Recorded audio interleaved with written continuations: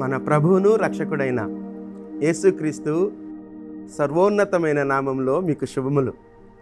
మీరు క్షేమమని, మీరు క్షేమంగా ఉంటూ ఈ హోప్ ఫర్ టుడే వాక్య ధ్యానాలను అనుసరిస్తున్నారని నమ్మి దేవాదేవుని స్తుతిస్తున్నాను.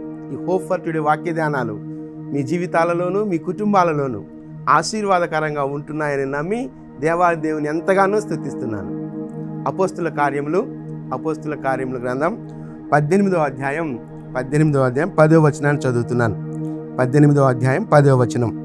నేను నీకు తోడయ్యున్నాను, నీకు హాని చేయుటకు నీ మీదకి ఎవడును రాడు. నేను నీకు తోడయ్యున్నాను, నీకు హాని చేయుటకు నీ మీదకి ఎవడును రాడు అని దేవుని దూత పౌలుతో మాట్లాడుతున్న మాట. ఏథెన్స్ నుంచి కొరింథు పట్టణంకి వచ్చి అక్కడ పరిచర్య జరిగించిన స్థితిని బట్టి అక్కడ అకుల ప్రిస్కిల్లాలతో నివాసం ఉంటూ అక్కడ పరిచర్య జరిగిస్తూ ఉన్నాడు. ఆ పరిచర్య జరిగిస్తున్న క్రమంలో అక్కడ వస్తున్నటువంటి వ్యతిరేకతలన్నిటిని బట్టి ఆ ముందు వచనంలో నీవు భయపడక మాటలాడుము అని పలికిన మాట కూడా ఉంది.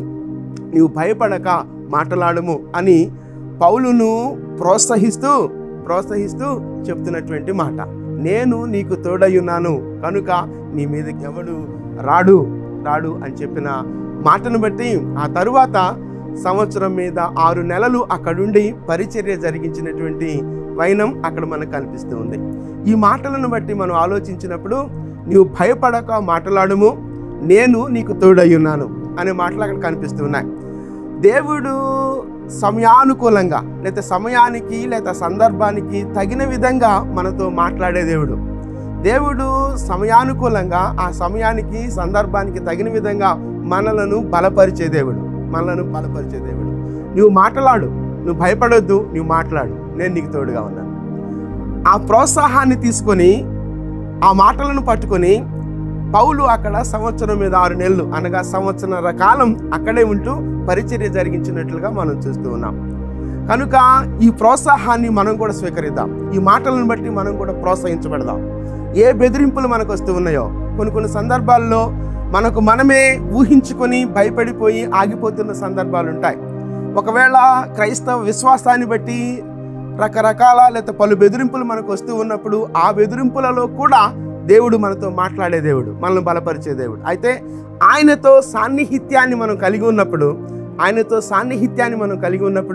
సమయానుకూలంగా అది ఎలాంటి సమయమైనా ఎలాంటి ఇబ్బందికరమైన పరిస్థితి అయినా ఆ ప్రతి పరిస్థితులలో పరిస్థితికి తగిన విధంగా మనతో మాట్లాడే దేవుడు, పరిస్థితికి తగిన విధంగా మనల్ని బలపరిచే దేవుడు. ఇదిగో పౌలును దేవుడు ఇక్కడ బలపరుస్తున్నాడు. నువ్వు మౌనంగా ఉండొద్దు, మాట్లాడాలి. నువ్వు మౌనంగా ఉండొద్దు, నువ్వు మాట్లాడాలి. నువ్వు భయపడొద్దు, నేను నీకు తోడుగా ఉన్నాను. ఒకసారి ఆలోచిద్దాం.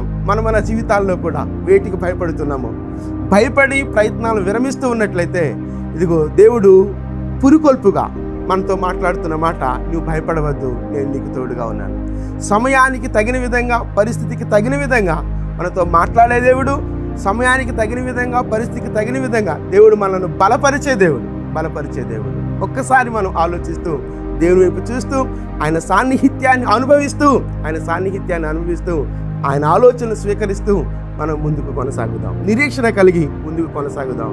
ఆ నిరీక్షణ కలిగి ముందుకు కొనసాగే క్రమంలో ఆయనిచ్చే బలాన్ని తీసుకుని ఆయనిచ్చే ప్రోత్సాహకరమైనటువంటి మాటలను స్వీకరించి ముందుకు కొనసాగుదాం. ఇదిగో నువ్వు భయపడవద్దు, నేను నీకు తోడై ఉన్నాను, నువ్వు మౌనంగా ఉండవద్దు, మాట్లాడాలి అని పౌలుతో మాట్లాడిన మాటను బట్టి మనం కూడా ప్రోత్సాహాన్ని పొందుకుందాం. ఏ పరిస్థితులు కూడా మనం వెళ్తున్నప్పటికీ ఒకవేళ ఆ పరిస్థితులు మనకు టఫ్గా లేదా కఠినంగా కనిపిస్తున్నప్పుడు విడిచిపెట్టక దేవా, ఈ పరిస్థితులకు తగిన విధంగా నన్ను బలపరిచే దేవుడవు, నువ్వు నాతో మాట్లాడు ప్రభువా, నన్ను పురికొల్పు ప్రభువా, నన్ను బలపరచు ప్రభు అని దేవుని సన్నిధిలో ప్రార్థించి ఆయన సహాయతను, ఆయన ఆలోచనలను, ఆయన సన్నిధి నుంచి నిరీక్షణను పొందుకొని ముందుకు కొనసాగుదాం.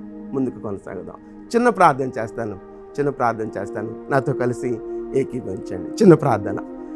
కృపగలిగిన దేవా, మహిమగల రాజా, మీకు వందనాలు చెల్లిస్తున్నాం ప్రభువా.